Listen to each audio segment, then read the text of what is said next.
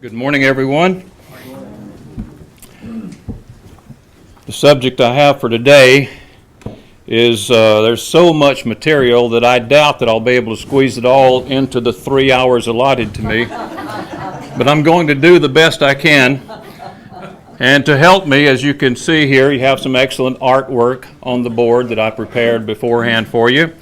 And it's pretty obvious to most of you that I'm going to be talking about the Passover and, of course, the order of events. I'm going to talk about the timing.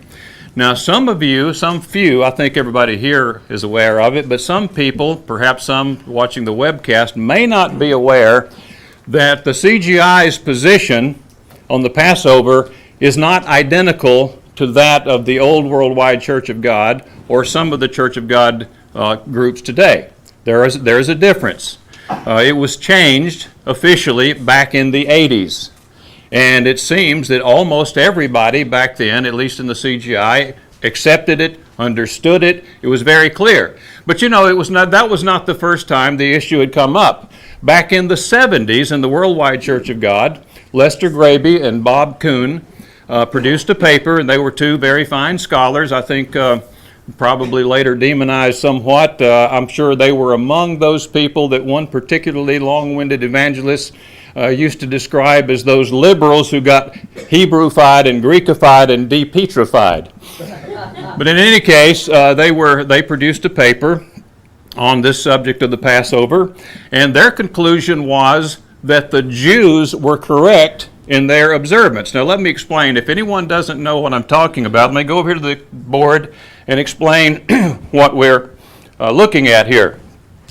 In the old days, back in the worldwide and with some of the other groups today, they believed that the Passover in the time of the Exodus and in subsequent years was always offered at the beginning of the 14th. Now, if you don't know what this means, I think it's pretty clear, but let me give you some explanation. These represent days. This, as you know, the day begins at sunset and ends at sunset. You know, biblical days. That's the way the Jews understand it. That's the way we understand it. You see scriptural evidence of that. That's why the Sabbath begins Friday evening and ends Saturday evening. So these represent days. This is the night portion, and this is the day portion. Here we have the first month of the year called Nisan or Abib, named after the ripeness, a certain stage of ripeness of the barley crops. Abib 13th. Then at sunset, where the 13th ends, the 14th begins, and then where the 14th ends, the 15th begins, and on it goes. So in the old days, it was said that the Passover was offered right at sunset, right as the 14th began. And let me give you just a brief overview of the arguments that have been used in supporting the early 14th view. It has been said that the Israelites simply wouldn't have had time to do all they had to do if the Passover was offered over here, eaten here, the death angel passed through, and the Israelites were driven out right away. So because they had to, number one, organize themselves, number two, move from Goshen to the supply city of Ramses, because we're told in Scripture they left from Ramses, so they had to get there somehow, we're told, and gather the bones of Joseph, plunder the Egyptians, and where are you going to fit all this stuff in there? Now, that's the position that we presented in the past and has been used and is still being used by some to defend the early 14th view. Now, this is what the Jews believe. Everyone is in agreement. The Jews in the time of Jesus believed this. They believed that the expression Ben ha-arbim, Jeff, if you want to go ahead and put that up, the first slide there. Ben ha-arbim, translated between the two evenings, referred to not this narrow space of time at the beginning of the 14th, which we always taught back in those days, but actually a portion of the afternoon leading up to sunset over here at the end of the 14th. So when God says you're to offer the sacrifice in the 14th day of the first month, Ben ha-arbim, which means between the two erebs, or between the two evenings, then the Jews took this to mean the first evening was somewhere here in the afternoon. There may have been different opinions as to when that was. And the second was over here as the 15th began. End of the 14th, beginning of the 15th. Now, this is our position. This is our position. We believe this to be accurate, this to be true. And what we're doing, what we're going to be doing over here at the beginning of the 14th, is not the statutory Passover that's described in Exodus 12 and Leviticus 23. They're two different things. One was a memorial of the Exodus that pointed forward to Christ. What we're doing doesn't point forward, it looks back. It looks back to what he did. So that's the difference between, and I know we're always going to call it Passover. I'm not going to resist that. The only problem with that is people get confused. Every year, already this year it's happened, people will write in or call and say, I looked on my calendar and it has it's different from your holy day calendar. You have Passover over here and yet my calendar says it's here. What's going on there? Of course, that's because the Jews understand the whole festival to be the Passover feast. And they understand that the lambs were killed in these hours in the end of the 14th and eaten this night, which was the night to be much observed. And in Egypt, this was the night that the death angel passed over and struck dead the firstborn. And it was this night also, actually it was over here close to daybreak, when the children of Israel were driven out. And they were driven out. They didn't wait around. That becomes very clear when you look at the text. So that's a basic general overview. Now what I'd like to do is go to the text and take a little closer look at some of these words. I want us to keep in mind that the Bible is not a Hebrew and Greek dictionary. It is not. The best we can do, if we're going to use the Bible to define terms, is to simply look at how Hebrew and Greek terms are used in various contexts. Even then, we may not come to solid conclusions, but I think what we're going to see today is that we're going to see evidence that the second word I have there, Erev or Ereb, you see it both ways, E-R-E-B or E-R-E-V, means the same thing. It refers to the evening, and it can refer to, for example, if I'm talking about the 14th day at Erev, it could be either the beginning or the end of the day. But it's even a little bit broader than that, it appears, from some of the scriptures we're going to look at today. And actually it can take in a portion of the daylight period. That's just the first word.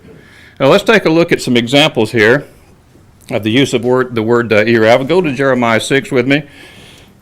Jeremiah chapter 6, and you see right away that the word, there's something here that casts doubt on the idea that this word means exclusively sunset.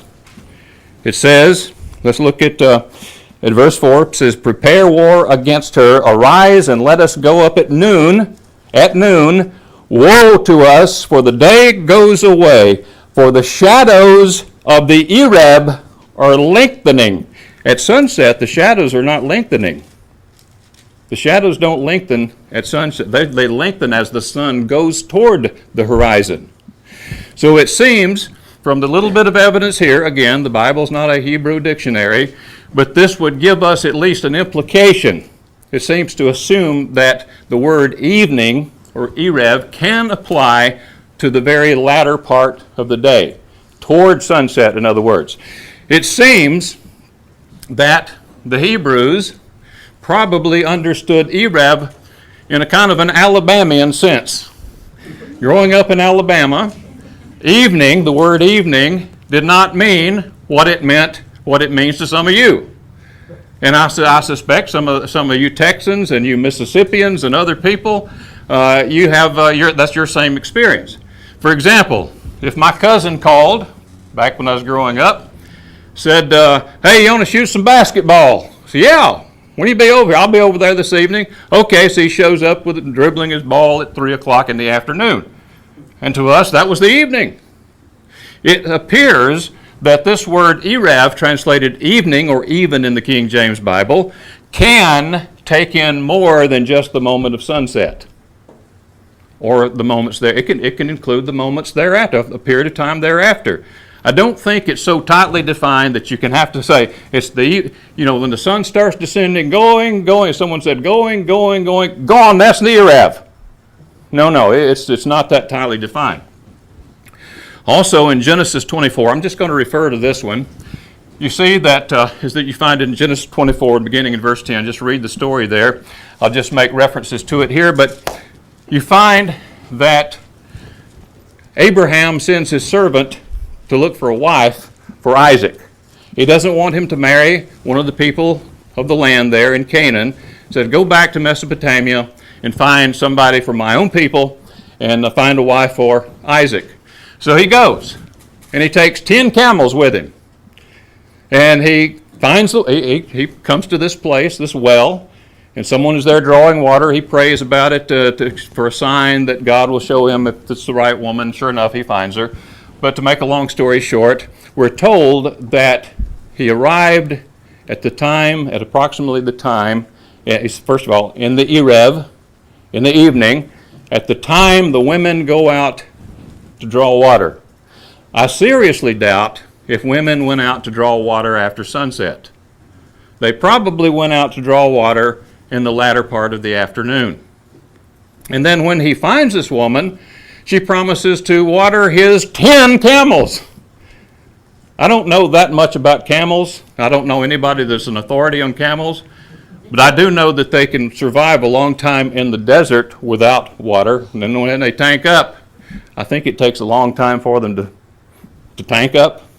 Is that true? Is any of you camel authorities tell me about that? Anyway, she says she will water his 10 camels, and she starts drawing water, and she does that.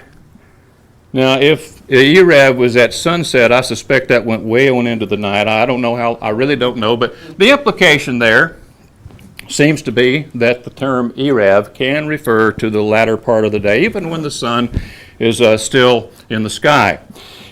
And now we come to the other term, Ben Ha-Arba'im, or between the two Erevs, between the two evenings. I'd like for you to look at Numbers 28. It has been said, let me explain this once again. Back in the old days and some today say that between the two, the first evening is right here at the beginning of each day. So 14th day of the month, Ben Ha-Arba'im, means the first evening is here, the second evening is at dark, when you can count so many stars or something. So this little narrow space of time here is Ben Ha-Arba'im, between the two evenings, Ben Ha-Arba'im. That's what we were told. The Jews historically have said, no, it's the latter part of the day, first of all. It's over here in the afternoon at some point, and it goes all the way over to either sunset or some point after that. That's Ben Ha-Arba'im. And that's why they offered the sacrifice at that time when the temple was standing. Now let's look at a little bit of evidence here in Scripture, again, keeping in mind that we're looking at evidence. We're not looking as if we were finding words in a dictionary. In Numbers chapter 28, if you turn back there with me, Numbers 28, we read about a couple of interesting sacrifices. They're called the morning and the evening sacrifices. Numbers 28. And let's notice some of the details that are given here in this passage.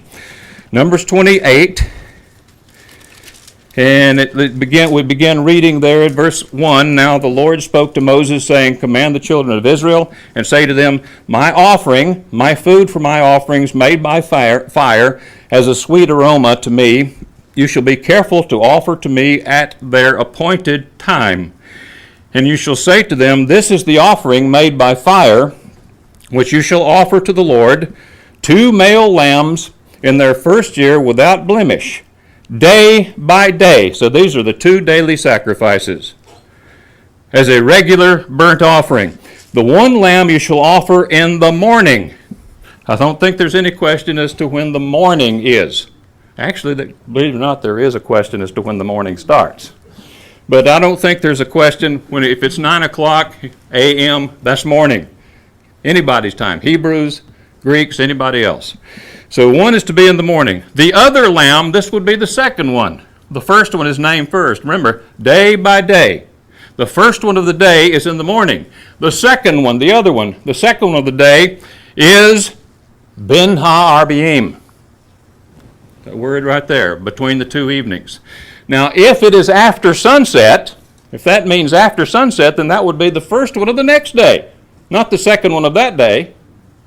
So here you have some evidence here that Ben Ha-Arba'im refers to the latter part of the day, and we do know that in ancient times that sacrifice was offered at about 3 p.m., except on Passover day, on the 14th. Then it was moved up to 2 p.m. so that make room for the Passover, which was offered, by the way, at the temple. We'll get to that a little bit later. But clearly, or I say, it seems clear to me at this point that Ben Ha-Arba'im refers to the latter part of the day, not to the beginning of the next day. Okay? And this is exactly the same expression used in the Passover. You shall offer it on the 14th day, Ben Ha-Arba'im, between the two Erevs, or between the two evenings. So it appears from what we see thus far that the Jews have it right. And of course our conclusion is that they do have it right. Now, we're going to come to but first of all, I want to mention also in 1 Kings 18, I'm not going to go there, but read 1 Kings 18, where you will find the example of Elijah. And this is the example where the prophets of Baal are crying out to their God, trying to get an answer, cutting themselves, and Elijah starts to mock them a little bit. Well, maybe he's gone on a trip. Well, maybe he's meditating. Maybe he's taking a nap. So keep trying, and then finally we're told that at the time of the evening sacrifice, and the word evening is in, it tells us that the noontime being past, and they kept prophesying and calling on their God until the time of the sacrifice. Now the translators inserted evening because clearly that's the sacrifice it's talking about. The Ben Ha-Arba'im sacrifice, the evening sacrifice. And then it goes on, the account, again, this is 1 Kings 18 for anybody who wants to read it. It goes on to tell about how Elijah, and it identifies the time, at the time of the evening sacrifice, then he did what he did. He cut up the bullock and poured water all over it and called on God, and of course fire came down and consumed it. And then we're told, of course, he had the prophets of Baal executed, and then we're told that he prayed, and he sent a servant to look 7 times, and he looked in the distance, and finally on the 7th time he saw a cloud that looked like it's arising out of the sea. Is this nighttime? I don't think so. You normally don't see clouds forming in the sky. And then it says the sky grew black with the clouds, and the rain and the wind. It started raining. It hadn't rained in years. Now, I don't think that happened in the night. The implication is that this is happening while the sun was still visible. At least there's still enough light that you could see all of this going on. So that's some support as well for the idea that the expression Ben Ha-Arba'im refers to the latter part of the day. Now, one thing here I want to briefly mention, and that is something that 4 or 5 people out there, as far as I know, are advocating and have been advocating for years, is that they think that this expression, Ben Ha-Arba'im, between the 2 evenings, means, like it says on the 14th, where it says on the 14th day between the 2 evenings, it means between this evening and this evening. They think they've got the solution right there. The problem with that is, considering the morning and evening sacrifices, that the morning sacrifice must be offered in the morning, but the evening sacrifice could be offered any time during the day, if that's true. No, it's not. The evening sacrifice, or the Ben Ha-Arba'im sacrifice, cannot be offered any time. It's offered over here in the latter part of the same day. So that idea that between the 2 evenings, means between sunset and sunset, is false. It just doesn't stand up. Now, we come to a critical issue. I would say this is the most critical issue of this question, and it resolves it once and for all, once we understand it. The early 14th view absolutely depends on the belief that God intended from the very beginning that the Passover be observed as a domestic sacrifice, not a tabernacle or temple-centered sacrifice. Now, why would that be? Do you know what I mean by that, first of all? A domestic sacrifice would be one that you offer domestically at your own place. It doesn't require a temple. In other words, they say, when God, when he had them do the Passover in Egypt, he wanted it to be that way thereafter. Always the people do the sacrifice without a priesthood, without a temple, no need of a temple, but domestically. And some would say, well, of course, he wanted them to come to Jerusalem, but they could offer it just anywhere. They could do it. They could kill it themselves, prepare it, and so on, and then take it inside their own tents, and their family could eat it. But anywhere in Jerusalem. And that is false. That's false. It was, from earliest times after Egypt, it was to be a temple or tabernacle-centered sacrifice. The evidence is overwhelming in the Torah itself. It is clearly there. Now, I want to go back and look at that, but before I do, I want to go through some basic information, try to move through this very quickly, some very basic information. In Exodus 12, where we see the instructions there, beginning in verse 6, says, "Now you shall keep it until the 14th day of the same month. Then the whole assembly of the congregation of Israel shall kill it," talking about the Passover, "ben ha'arbiim. And they shall take some of the blood and put it on the 2 doorposts," and so on. It goes on, give the instruction. And then it says, "You shall let none of it remain until the morning, and what remains until the morning you shall burn with fire." Now this is another thing that comes into play here. On the part of the early 14th Advocates, they say, well, it takes a while to do that. And they wouldn't have had time. Well, my answer to that, that's right. They didn't have time. They didn't do that on the first time. They had to get out of there. Now it says, verse 11 is very important, and it makes absolutely no sense if they waited around a whole day. It says, "And thus you shall eat it with a belt on your waist, your sandals on your feet, and your staff in your hand, so you shall eat it in haste. It is the Lord's Passover." Why would they need to eat it in haste and dress to go? In other words, you got your bags packed and ready to get out. Why would they need to do that if next morning they were going to go out, plunder the Egyptians for a while, say, oh yeah, we forgot about the bones of Joseph, we've got to go collect them. And we need to get on up to Ramses, the supply city of Ramses, and we need to organize ourselves. Why would they be doing this as if they had to move quickly? And why did they eat it in haste? Which I want us to understand, first of all, that the Passover, when it speaks of the Passover sacrifice, it's not just talking about the moment, that one moment that the animal's throat is slit. The sacrifice of the Passover is a sacrificial rite. You can't kill the lamb, put a little blood on the doorpost and lintels of your home if you're in Egypt, and then leave it laying there. The sacrificial rite is not complete. You have to roast it, you have to skin it and roast it, prepare it, and as I understand it, it takes approximately 5 hours to do all that with a 20-pound animal. So what we're talking about here is you got to have some time. And if it was killed, let's say the lamb was killed, as we believe it was, over here in the latter part of the 14th, somewhere over here, let's say right close to sundown, it was killed there, then that preparation is going to go on over to almost, they'll serve it and sit down to eat almost at the time that the death angel passed through. Why do you think he says, eat it in haste? Because it takes hours to prepare the thing and then serve it, and then we're told that the death angel passed through at midnight.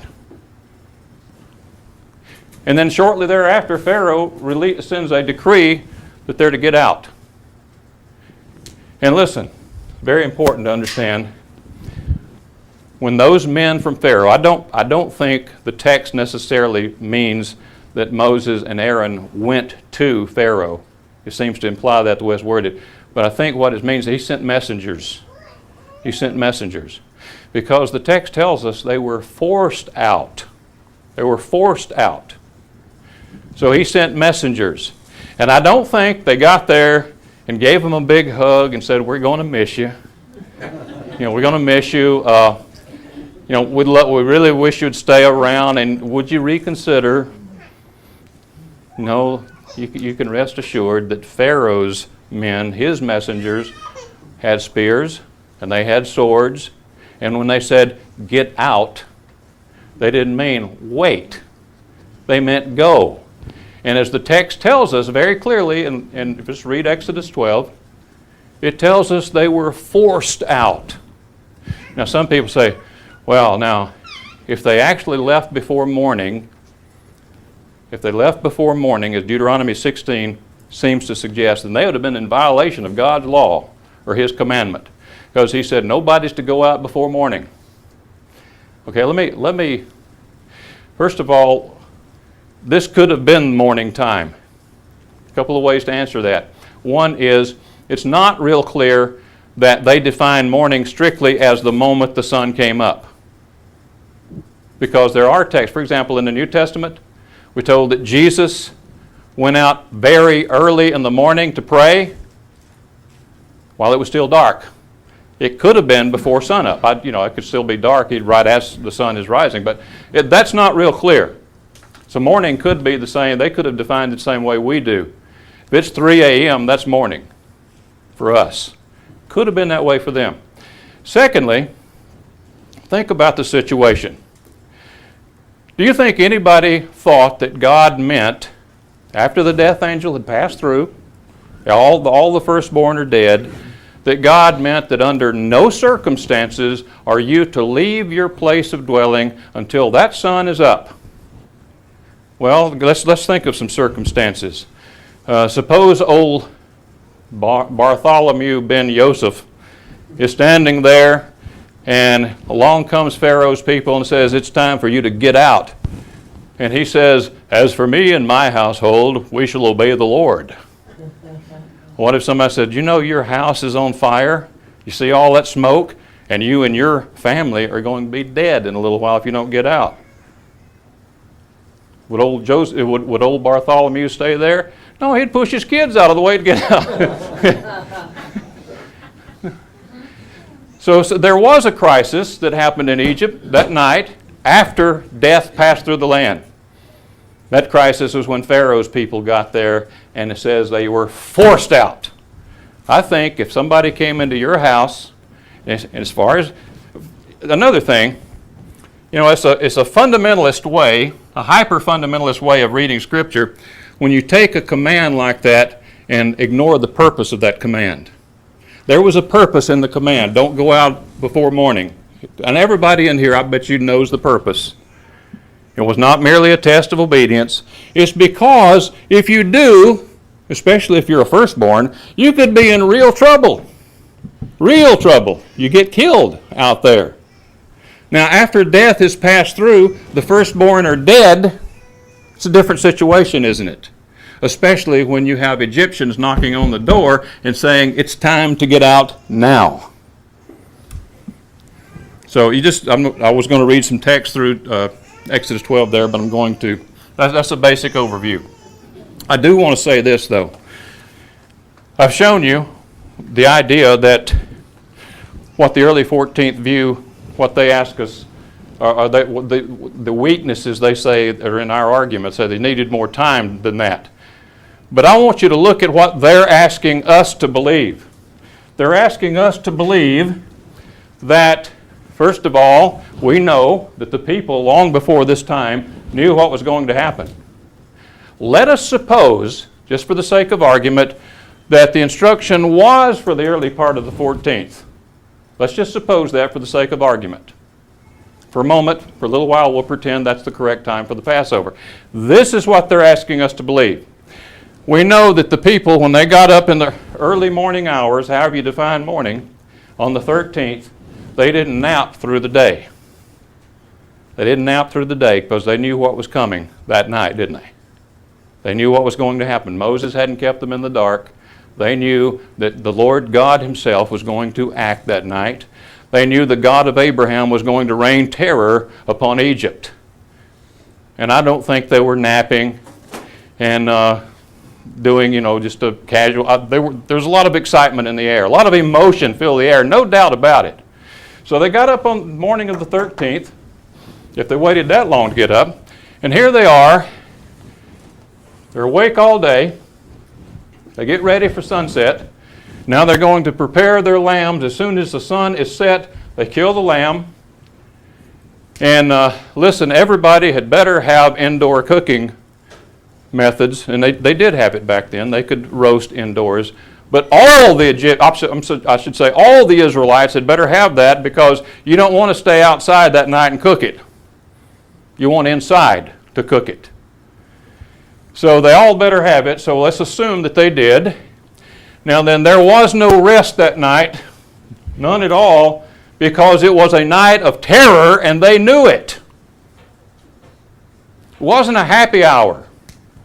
No, this was a night of terror, and there was no rest, and they were ready to go, sandals on and staffs in hand and so on.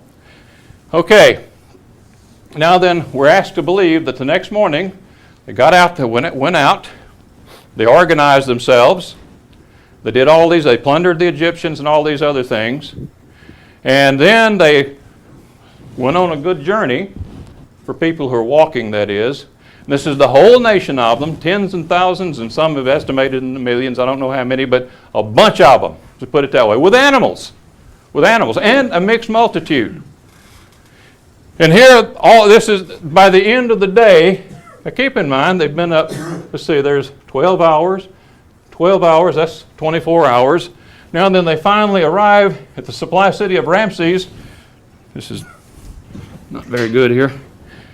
And this is another 12 hours, thereabouts.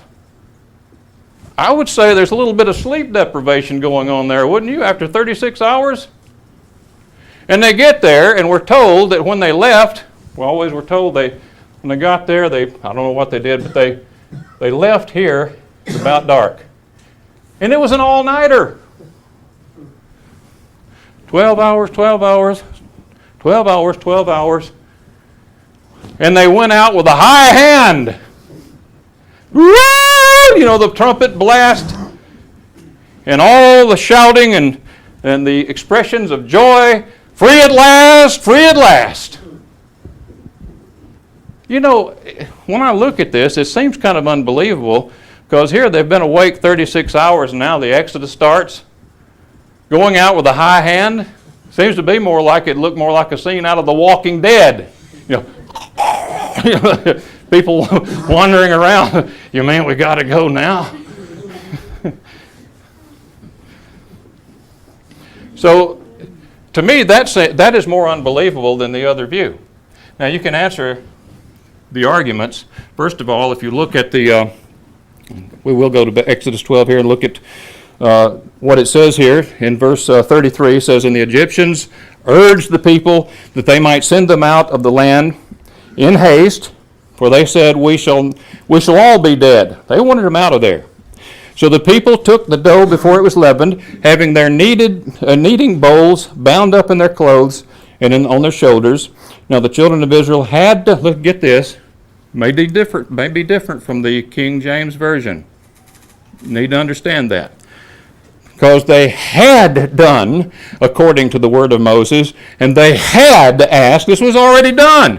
It had been done already. "Had asked from the Egyptians articles of silver, articles of gold, and clothing, and the Lord had given." In other words, by the time they left, this had been done already. "The people favor in the sight of the Egyptians, so that they granted them what they requested. Thus they plundered the Egyptians." So it doesn't mean that they waited around and plundered them at that point. This receiving these gifts and whatnot from the Egyptians, that had already taken place. I mean, they knew what was coming well ahead of time. They didn't wait until then to collect the bones of Joseph, I'm pretty sure. And furthermore, it goes on to say, verse 37, "Then the children of Israel journeyed from Ramses to Succoth."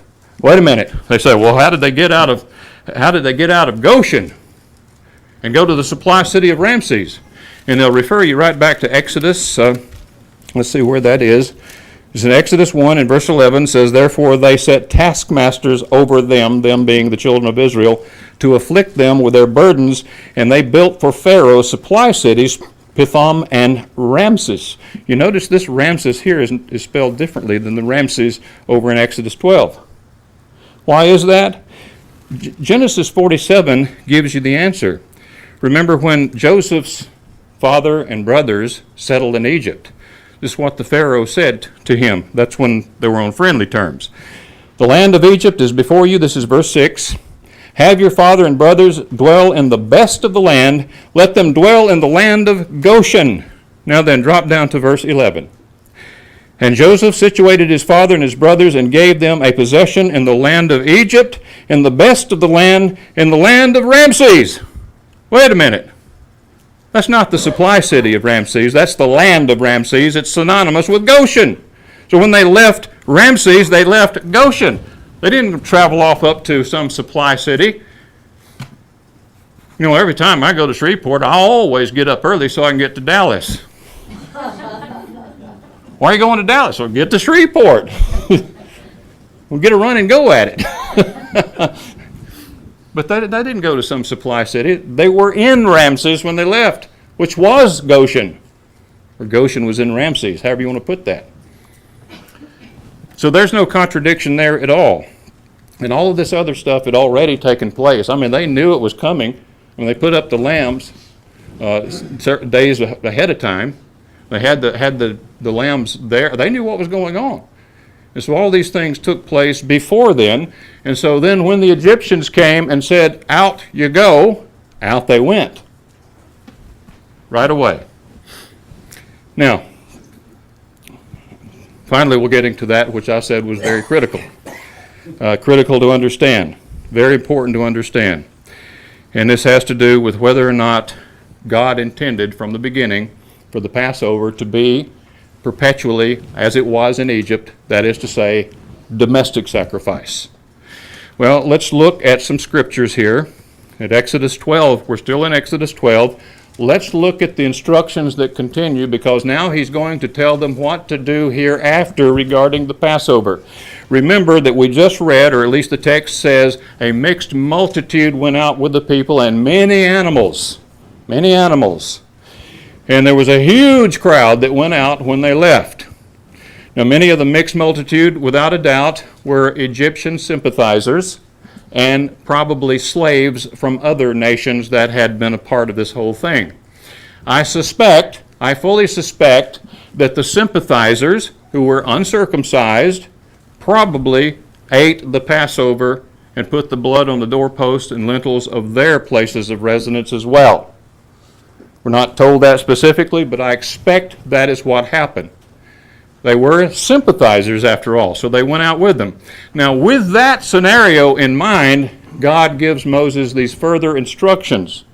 And of course, this was written down a good while after the event, so this is Moses, what the instructions were, accurately represented, but some reflection on them as well, no doubt. Verse 43, and the Lord said to Moses and Aaron, this is the ordinance of the Passover. No foreigner shall eat it. In view of the fact that they had a mixed multitude going out with them. But every manservant who is bought for money, whom you have circumcised, when you have circumcised him, then you may eat it. Now this is talking about physical circumcision. It is not talking about circumcision of the heart. God always wanted circumcision of the heart for all his people at all times. This is physical circumcision. What does that mean? In other words, you had to enter into the covenant that God would soon make with his people when they got into the wilderness. That was, we call it the Old Covenant. You call it the Sinaitic Covenant, the Mosaic Covenant, any number of names. But it's that covenant. The same covenant that the writer of Hebrews tells us is now obsolete. But that's the way you entered into that covenant, through circumcision. It's pointless, it's absolutely senseless nowadays to demand circumcision, because that is an entry right. It is a right for entry into a covenant that no longer exists, so it makes no sense. No wonder Paul was so upset with those who wanted to enforce it. They were asking them to enter into a covenant that was no longer, well, it was now obsolete. So that's the point here. If the sojourner that's with you wants to eat the Passover, he has to be circumcised. Well, now wait a minute. Are you telling me that if there was a sojourner, uncircumcised, and the 14th came, when the Jews were off doing their sacrifice, that if he out there on his own killed a lamb, dressed it out, prepared it, and he and his family gathered around and thanked the God of Israel for supplying food for them, that there would be anything wrong with that? Not a thing. It's commendable. Would God receive his thanksgiving? Absolutely. Of course he would. See, that's not what we're talking about here, though. People who were not in the covenant could not approach the holy place. Keep that in mind. And let's read some more. Some terms begin to come out here. We'll see deeper meaning a little later, but it says, no foreigner shall eat it, but every man's servant who is bought for money when you have circumcised him, then he may eat it. In other words, he becomes part of the covenant. A sojourner and a hired servant shall not eat it. In one house it shall be eaten. You shall not carry any of the flesh outside the house, nor shall you break one of its bones. All the congregation of Israel shall keep it. And when a stranger dwells with you and wants to keep the Passover to the Lord, let all his males be circumcised, and then let him, get this language, let him come near and keep it. What's come near mean? Doesn't mean come near the tent, the door of his tent. This is the same language you find throughout the Old Testament concerning worship at the central place, at the sanctuary. You don't come near the sanctuary lest you defile it. You know, this is exactly why people with, say, an issue of blood or some kind of runny sore or some deformity of some sort, or with leprosy, those were not health laws. Those were ceremonial purity laws. And the whole purpose of all of that was to keep God separate. That's what holy means in the minds of the people. You can't treat this tabernacle just like it's any old tent or any old structure. It must be treated in a particular and a special way, lest you forget that God is separate. He's holy. That's the whole point of it. And that's why the uncircumcised could not draw near. So this is the language. He's not to come near and keep it, and he shall be a native of the land as a native of the land, for an uncircumcised person shall eat it. Let's say no uncircumcised person shall eat it. Sorry. It says one law shall be for the native born and for the stranger who dwells among you. What does that mean? It means everybody who eats the Passover has to submit to this one law of circumcision. If you're not circumcised, you are forbidden from eating the Passover. And that's because it is, as we're going to see further proof in just a moment, it is connected with the sanctuary. Now then, for further proof of that, some people say, well, you're reading something into it. No, I'm not reading anything into it. Let's go over to Numbers 9. Numbers 9. And let's see what happened. First of all, the context. You go back and read the preceding chapters, and you will find this is all about the structure, the construction of the tabernacle. This is how you do it. This is what God wants in it. This is, about the lamps and about the priesthood who will be serving there, about the Levites, the consecration of the Levites, and all of that. This was absolutely central to the worship system of the nation of Israel. It was that sanctuary. And by the way, of course, you know that that sanctuary, the tabernacle, after it was constructed, it was moved from place to place. And who moved it? Who authorized its movement? How did he do it? Well, God showed them where to put it. And when it says that you're to do these things at the place where God puts his name, that's what it's talking about. Wherever that tabernacle was placed and the Shekinah glory descended upon it, that's where God's special presence was. And that's why you couldn't just approach it any old way. That's where he placed his name. In Jerusalem, he didn't just place his name all over the whole place. It's at the place where the temple was put, finally, because the divine presence was there. That was the place that he had put his name. So anytime you see an instruction, you're not to do this anywhere, but at the place where God has put his name, that's what it's talking about, the sanctuary. Now, Numbers 9. And again, keeping the context in mind, we just talked about that. It says, now the Lord spoke to Moses in the wilderness of Sinai, verse 1, in the first month of the second year, after they had come out of the land of Egypt, saying, let the children of Israel keep the Passover at its appointed time. On the 14th day of the month, Ben Ha'arbaim, there that is again, you shall keep it at its appointed time. According to all its rites and ceremonies, you shall keep it. So Moses told the children of Israel that they should keep the Passover, and they kept the Passover on the 14th day of the first month, Ben Ha'arbaim, in the wilderness of Sinai, according to all that the Lord commanded Moses, so the children of Israel did. Now there were certain men who were defiled, get this, defiled by a human corpse. Wait a minute, what does that have to do with anything? Defiled by a human corpse, so that they could not keep the Passover. Why not? They're out there in the field, they just kill it and prepare it and bring it on in the tent. The family can eat it. But it says they were defiled by a human's corpse, so that they could not keep the Passover on that day. And they came before Moses and Aaron that day, and those men said to him, we became defiled by a human corpse.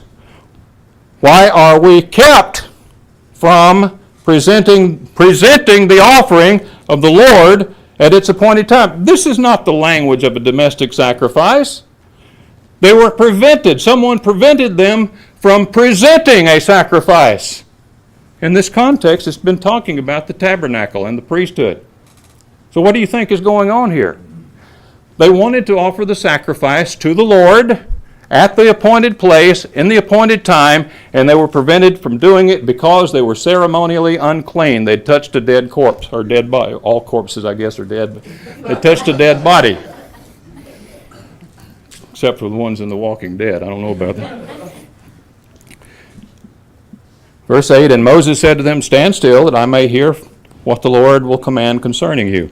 Then the Lord spoke to Moses, saying, speak to the children of Israel, saying, if any one of you or your posterity is unclean because of a corpse, or is far away on a journey, so you couldn't keep it out there just anywhere, he may still keep the Lord's Passover on the 14th day of the second month, Ben Ha'arbaim, they may keep it. They shall eat it with unleavened bread and bitter herbs. They shall leave none of it until morning, nor break the bones. According to all the ordinances of the Passover, they shall keep it.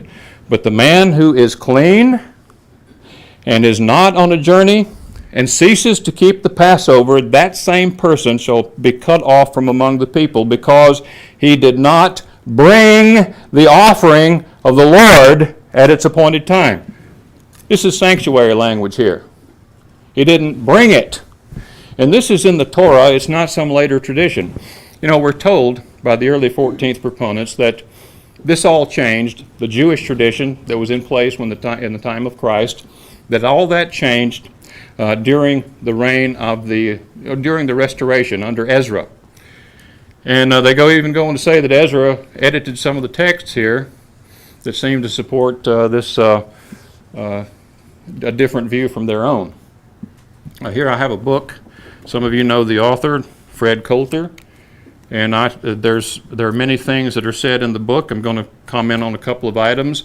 I want you to understand I am not attacking the author. I'm sure he's a good man. I'm sure he's done a lot of good. Some of you have read his material. I'd never tell you not to. And if he were to come in this room, he'd be greeted and welcomed and received as a brother in Christ and so on. So this is not an attack on the author. This is a work that's out there. This is a critique of some of what he has to say. I'll show you that in just a little while. But he claims that this change that we see happening in the time of Christ, the Jews bringing their Passover, or a temple-centered Passover that you see in place in the time of Christ, started back in the time of Ezra, And you see Hezekiah and Josiah doing it. Now he admits quite freely that Josiah was, in fact, keeping a Passover just like or similar to the ones that the Jews would be keeping in the time of Jesus. And he says, well, he was a godly man, and he had the right intentions, but for some unique situation, because of the unique situation and certain purposes, Josiah, he didn't do it exactly like God originally intended. He couldn't trust the people, so he couldn't authorize the domestic Passovers just yet. I'd like to read from page 138. Well, first of all, I'm getting a little ahead of myself. There's one other text I wanted to go to, then I'll get back to 138. I want to go to Deuteronomy 16 because Fred Coulter also comments on this, and he tells us that the text here was edited probably by Ezra to reflect a later tradition.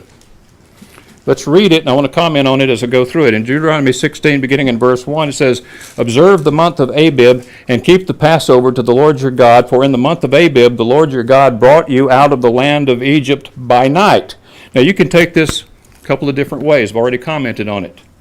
We can understand how they would not have been in violation of anything if they had left that night after the death angel passed over. But for those who insist otherwise, then there's another way to understand this passage.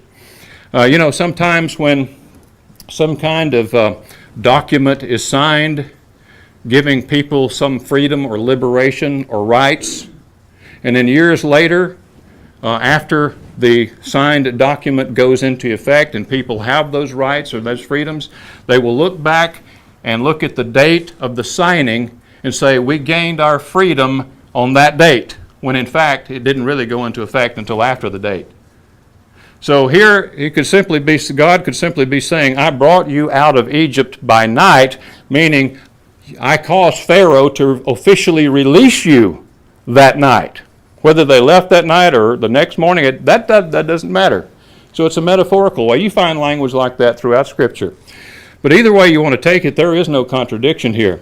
Furthermore, if you want to be a real fundamentalist in your approach, technically it does not say they left their homes by night. It says they were brought out of Egypt by night, and we know that when they left their homes, they were still in Egypt the next day.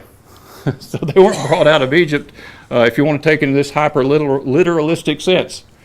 I think this is simply a reference to the time when they were officially released. In any case, he says, Therefore you shall sacrifice the Passover to the Lord your God from the flock and the herd in the place where the Lord chooses to put his name. Ah, they say, got you there. This cannot be the Passover. These are Passover sacrifices or peace offerings because you do not sacrifice the Passover itself from the herd, only from the flocks. You see, the term flock can refer to goats and sheep, but the term translated herd refers to cattle. You don't ever offer a calf as a Passover sacrifice. So this Passover sacrifices he's talking about must be those peace offerings associated with the Passover season. So you see how Ezra must have edited the text. Well, no, actually, let me read what the Septuagint, how the Septuagint, there is some obscurity in this text. Let me read from the Septuagint and see if it makes a little more sense. It says, And you shall sacrifice the Passover to the Lord your God, sheep and oxen in the place which the Lord your God shall choose to have his name called upon it. Of course, this means it's not just any place, but at a certain place. And also it says, but notice the distinction. You shall sacrifice the Passover with, in addition to, also sheep and oxen for peace offerings, for these other kinds of offerings in this place. So this is talking about the Passover, make no mistake about it. The Passover sacrifice, as well as these other sacrifices associated with the season. Okay? So in Deuteronomy 16, back in again, verse 3, you shall eat no leavened bread with it. 7 days you shall eat unleavened bread with it, that is the bread of affliction, for you came out of Egypt, or the land of Egypt, in haste. And it's beyond me how he could be talking like this and not include the Passover sacrifice itself. Of course, he's talking about the Passover as well as those other sacrifices offered in connection with the Feast of Unleavened Bread. That you may remember the day in which you came out of the land of Egypt all the days of your life. And no leaven shall be seen among you in all your territory for 7 days. Now I want you to notice this. Keep in mind what he's saying here. For 7 days, I'm going to go over here to the board. Nor shall any of the meat which you sacrifice the first day at twilight, or the word here is Erev, and remember it can refer to either end of the day. This is not Ben Harbim, remain until the morning. Now that's clearly referring to the Passover, not to a peace offering. I'll comment further in just a moment when I get back to the podium there. But it says for 7 days. And it says, notice it says on the first day of what? The first day of the 7 days. Now if this is the Passover, how can it be the first day of the 7 days? Well, remember, the word Erab is here. And that word can mean either end of the day. So therefore, the Passover, was if it was killed in the 14th, guess when it was to be finished? In the late 14th, it was to be finished by this time. But there was still some cooking going on.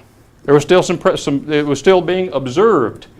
So you can see how that the writer here can refer to the Passover as evening of the 14th, but you can also understand how he could call it the evening of the 15th, because where the 14th ends, the 15th begins. And the whole ceremony involves time in both of those days. So that's not really a mystery. It also shows that it couldn't be in the beginning of the 14th. Could not be in the beginning of the 14th. Now, Mr. Coulter says that this is talking about about a peace offering, and he does have a text. I want to go to that text and see what it says here. It's in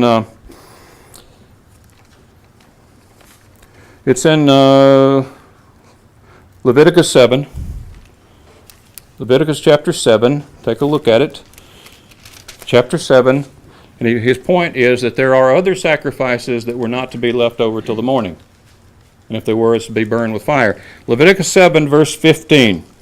So the flesh of the sacrifice of his peace offering for thanksgiving shall be eaten the same day it is offered. He shall not leave any of it until morning. You think, so that's what he's talking about in Deuteronomy 16. No, it is not. And I'll show you how I know that. Look at verse 13. Besides the cakes as his offering, he shall offer leavened bread with the sacrifice of thanksgiving of his peace offering. You can't do that. If you're in the days of unleavened bread. Sorry. You can't offer leavened bread with it. So when in Deuteronomy 16, he's not talking about a peace offering that's offered on the first day of the 7-day feast. He's talking about the Passover. It's the reason he's called, again, the reason he can connect it with the first day of those 7 days that he's just mentioned is because where the 14th ends, the 15th begins. As simple as that. And continuing says, in verse 5, you may not sacrifice the Passover within any of your gates. In other words, no domestic sacrifices, which the Lord your God gives you. But at the place, again, what place? Where the sanctuary is. Not just any old place around Jerusalem, at the sanctuary, where the Lord your God chooses to make his name abide. There you shall sacrifice the Passover at twilight, at the going down of the sun. Doesn't say necessarily the sun's already gone down. The going down of the sun at the time you came out of Egypt. And you shall roast and eat it with fire. This is another word, roast. It's not the same word translated roast back in Exodus 12, and something has been made of this, but the word simply means cook. Any kind of cooking can be, roasting is included in cooking. Shall be cooked and eaten in the place which the Lord your God chooses, and in the morning you shall turn and go to your tent. Wait a minute, I thought you were already in your tent. It's a domestic sacrifice. 6 days you shall eat unleavened bread, and on the 7th day there shall be a sacred assembly to the Lord. Now then, Now then, let's move ahead to page number 138. Page 138, I want to read something here concerning King Josiah and how he explains that, because he acknowledges that Josiah's Passover was offered in the daylight hours of the 14th, and probably in the latter part of the 14th, and was this whole ceremony went into the night. That would be the 15th. He says, page 138, says, the circumstances of Josiah's Passover were nearly identical to the days of Hezekiah. Again, the people had been so corrupted by paganism and so habituated to worshiping other gods, especially Balaam and Asherah, that Josiah could not trust them to observe a Passover according to the original commands of Exodus 12. Faced with these circumstances, Josiah chose the same solution that Hezekiah had chosen, a temple-centered Passover. As we have seen from the Torah itself, that's not something they made up. A temple-centered Passover with the priests and Levites offering the sacrifices.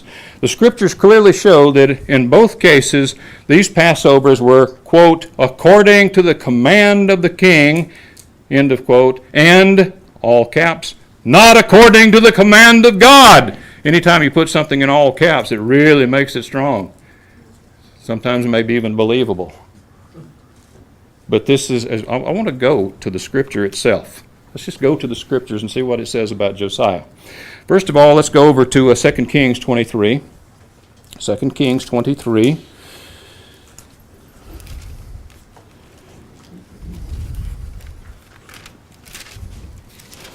2 Kings chapter 23, and let's take up the account beginning in verse 21. It says, then the king commanded, well, there it is, the king, that's the king's commandment. Then the king commanded all the people, saying, keep the Passover to the Lord your God, as it is written in this book of the covenant. Remember, the law had been found and had been read. Keep it as it is written in the book of the covenant. I guess we're to suppose they didn't really do that. Kind of modified it a little bit. Is that it? It says, such a Passover surely had never been held. It's different. No, that's not what it is.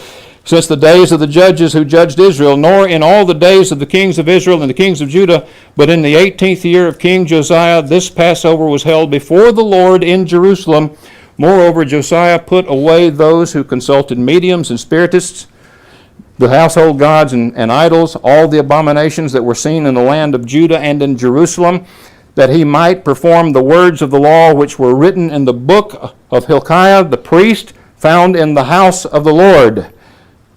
Now before him there was no king like him, now get this, who turned to the Lord with all his heart, and still got it wrong, with all his soul and with all his might.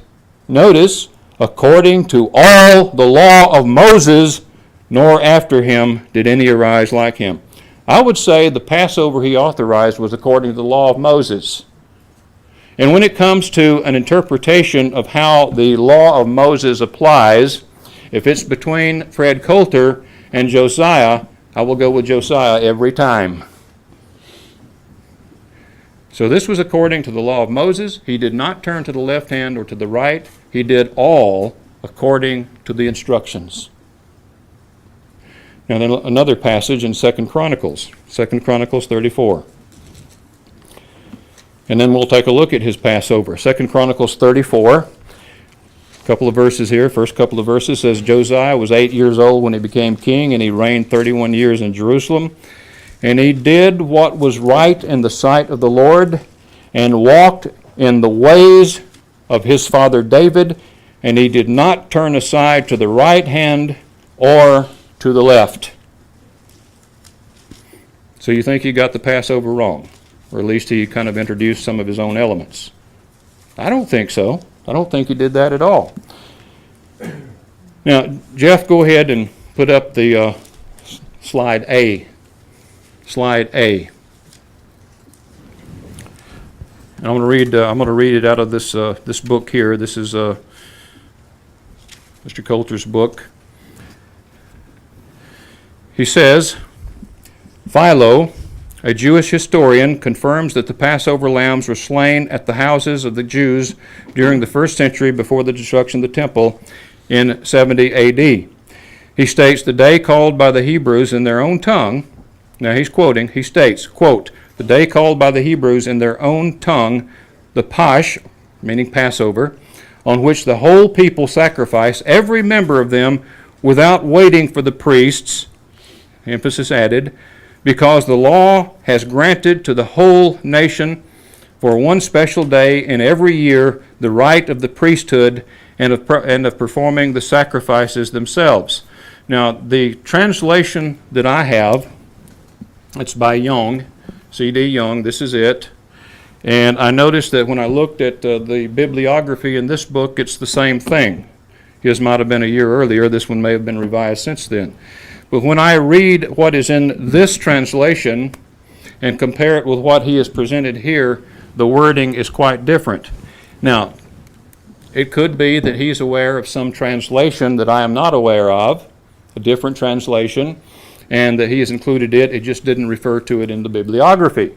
A simple oversight. That may be the case. I'm not sure.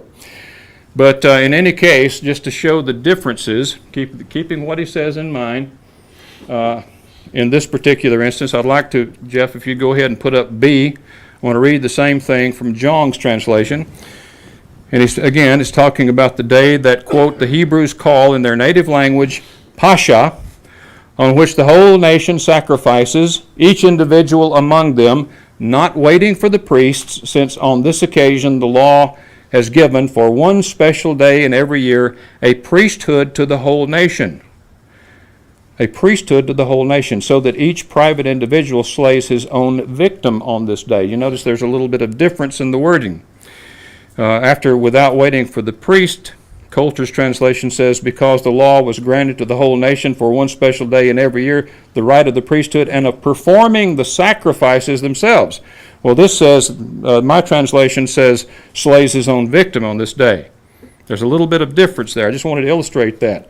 Now then he goes on to say, you can put up C if you'd like, Jeff. He says, Philo also recorded for us in another book concerning the Passover, quote, after the new moon comes the fourth feast called the crossing feast, which the Hebrews in their native tongue call Pascha, meaning Passover. In this festival, many myriads of victims are offered. Notice the dash. I have highlighted the double hyphen, which represents a dash. Notice that. Keep that in mind. And then he goes on, by the whole people, old and young alike, raised for that particular day to the dignity of the priesthood. For at other times the priests, according to the ordinance of the law, carry out both the public sacrifices, evening and morning, and those offered by private individuals. But on this occasion the whole nation performs the sacred rites and acts as priest. Now, when I read this statement from my translation, it is very different. I'm not going to go back and read this whole thing for sake of time, but it's quite different. It sort of says the same thing, but the wording is different. Speaking of every individual's home is a temple, doesn't talk about the priesthood in exactly this way. To put it this way, this translation is friendlier to an early 14th view, or a domestic Passover view. I'll put it that way, not an early 14th, but domestic Passover. But again, I call your attention to the double hyphen, which represents a dash. My translation, I want to read from my translation now. This is D, Jeff, if you'd like to go ahead and put up D. And this part is not included in Mr. Coulter's translation. It says, sorry about the bad cropping there, but I think you can make it out. And after the feast of the new moon comes the fourth festival, that of the Passover, which the Hebrews call Pascha, on which the whole people offer sacrifice, and this is the part that is replaced by, or at least is not included in Mr. Coulter's translation, beginning at noonday and continuing till evening. That's left out. Now, it could be that he's aware of some translation that doesn't include it. But it could be also because when I read what this translation says, I realize that after that initial statement that I just read that you see up here, that the next statement is not found. The next thing that closely parallels what Mr. Coulter has said here in his writing, the translation, whatever translation he's using, is on down in the text. Now, if that's the case, then what he's done, in other words, if he has left out a portion beginning with after the word sacrifice there, where it says beginning at noonday and continuing until evening, leaving that out and skipping on later in the text, that's perfectly fine. That's perfectly fine to quote portions of a text to make your point, because his point here, he's trying to show evidence for a domestic sacrifice or domestic Passover. He's not trying to comment on the timing of that Passover. And of course, to include that quotation then would raise questions, wouldn't it? Because it tells us that they offered the sacrifice beginning at noonday and continuing till evening.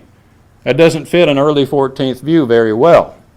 So, if indeed he is simply quoting the parts that are pertinent, the problem is he uses a dash, the double hyphen, instead of an ellipsis. When you leave out texts when you're quoting something, you don't use a dash. You use an ellipsis. That tells the reader that something has been left out. Now, again, maybe he's aware of some translation I'm not aware of, but I do know that there are some significant differences in what he quotes and what I find in the works of Philo by Young. And again, when I look at his bibliography, he refers to the same work here. So it could be his own translation. I'm not even sure. I'm not sure about that at all. But I want you to think about what he said, though, what these texts that I've just read, what they say. Not a single one of them, not anything that he has written, that he has quoted from Philo, says that those sacrifices were domestic. Especially when you put in the part about beginning at noonday and continuing till evening. What it says is that each person killed his own sacrifice, but you can go back to the Old Testament and you can find situations where that occurred, but guess what? They still brought it to the sanctuary. It was still a tabernacle-centered sacrifice. And it may be that in the time of Jesus and before, it may well be that the priesthood, which was extremely well organized at that time, and they had this thing, they had it organized in such a way they could run a lot of people through there in just a few hours. You had a whole line of priests and you had people coming through. Well, how are you going to get, if Josephus gives a really huge number of sacrifices that were offered that day, and I think it may be an exaggeration. But let's just say you have 10,000, thousands and thousands of people coming through. How are you going to get all that done? You certainly can't get it done in that brief span of time in the early 14th. You got to have more time than that. But still, how could they get it done in the latter hours of the 14th? Well, it may be that they were killing their own animals, but that doesn't mean it was a domestic sacrifice. They were still bringing it, or at least the blood, to the temple, and that way they could go right through line after line after line to the priest who would pour the blood out and send, go to the next person. That way, in a 3-hour period, they could actually offer thousands, literally thousands, of animals or sacrifices. But the temple component was always required. Always required. And those who argue for a domestic Passover are simply in error. Now, I'd like to go on over and look at, if I can find it here, I don't think I wrote it down, but the Passover itself, yes, it's in chapter 35. I didn't write it down, but it's right. That's because the story here leads right into it. I'd like to read a little bit about the Passover that Josiah kept. In chapter 35 said, "Now Josiah kept a Passover to the Lord in Jerusalem, and they slaughtered the Passover lambs on the 14th day of the first month. And he set the priests in their duties, and encouraged them for the service of the house of the Lord. Then he said to the Levites who taught all Israel who were holy to the Lord, put the holy ark in the house which Solomon the son of David, king of Israel, built. It shall no longer be a burden on your shoulders. Now serve the Lord your God and his people Israel. Prepare yourselves according to your father's houses, according to your divisions, following the written instruction of David, king of Israel, and the written instruction of Solomon his son. And stand in the holy place according to the divisions of the fathers' houses of your brethren and lay people, and according to the division of the fathers' houses of the Levites. So slaughter the Passover offerings, consecrate yourselves, and prepare them for your brethren, that they may do according to the word of the Lord by the hand of Moses. And then it goes on to talk about the thousands of offerings that were presented at that time. You can read through the text yourself. It says, verse 11, and they slaughtered the Passover offerings, and the priests sprinkled the blood with their hands, while the Levites skinned the animals. Then they removed the burnt offerings, and in verse 12, that they might give them to the divisions of the fathers' houses of the lay people to offer to the Lord, as it is written in the book of Moses. And so they did with the cattle. And they roasted the Passover offerings and fire according to the ordinance. But the other holy offerings they boiled with pots and cauldrons, talking about the fact that they roasted the Passover and then they cooked the others a different way, and in pans, and divided them quickly among the lay people. Then afterward they prepared portions for themselves and for the priests, because the priests, the sons of Aaron, were busy in offering burnt offerings and fat until night. They started at the beginning of the 14th. No, until night. So, and everyone acknowledges that Josiah had a Passover wherein he began offering them in the 14th, like it says here, and it was obviously still during the daylight portion. Still during the daylight portion. You know, I remember many years ago, in the Worldwide Church of God, I found out about the Jewish custom of Passover, and I was told about the true biblical Passover, which turned out not to be so true or biblical. But in any case, I remember hearing about that, and I found out that the Jews normally began killing their Passovers at about 3 p.m. And I thought, that's interesting that Christ, our Passover, the true Lamb of God, died at that time. Oh, how interesting. He fulfilled the wrong Passover, but he kept the right one. I'm not going to take the time, because we're out of time. I'm not going to take the time to go through the Gospels, but there are ways of understanding that. Yes, Christ said, I desire to eat this Passover with you before I suffer. That could mean that the normal Passover that we would have tomorrow, I'm not going to be doing it because I will suffer. Or it could simply mean, he could simply be referring to a Passover meal, meaning a seasonal meal. Remember that the Passover at that time, the Feast of Unleavened Bread, included the Day of Preparation. All of it was called Passover by that time. And a seasonal meal then, at that time, in the early hours of the 14th, would have been called a Passover meal. So it's no real mystery there. It was a Passover meal, but there's no reason to think that they went out and killed a lamb. There's nothing like that in the text. No reason to think they went and killed a lamb. They simply had a Passover meal. And some translators insert the word meal because they realize that's what is implied when he says, I desire to eat this Passover with you before I suffer. So you can go through the Gospels, and unfortunately we've spent up all the time and going into the third hour now.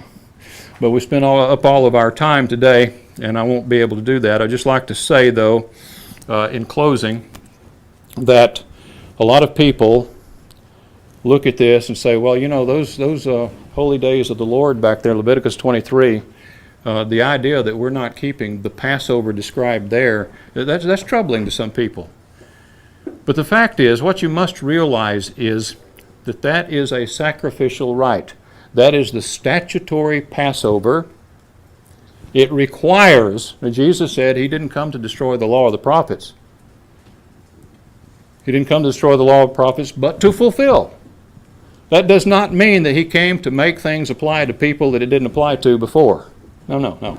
You see, the law says the Passover can only be eaten by those who are under the Mosaic covenant.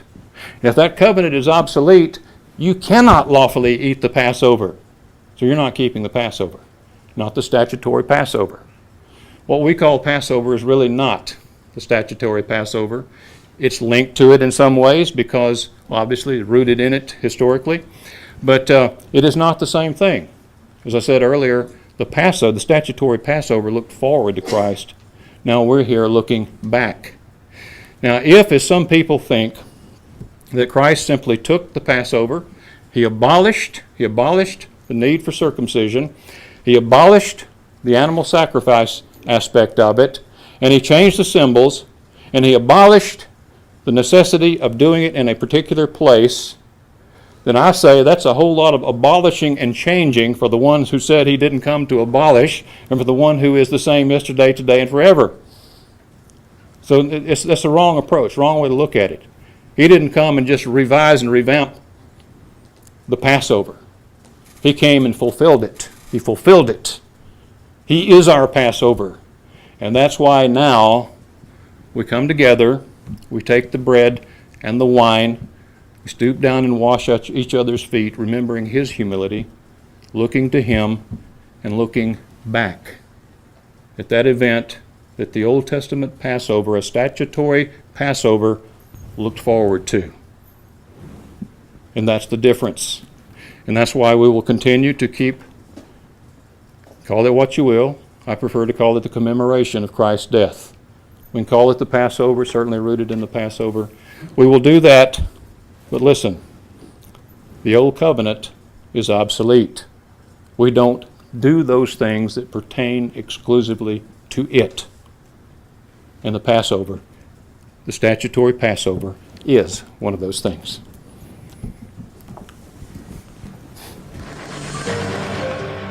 Exploring current global conditions along with the latest social trends, the Armor of God asks the question, what are the solutions to our broken world?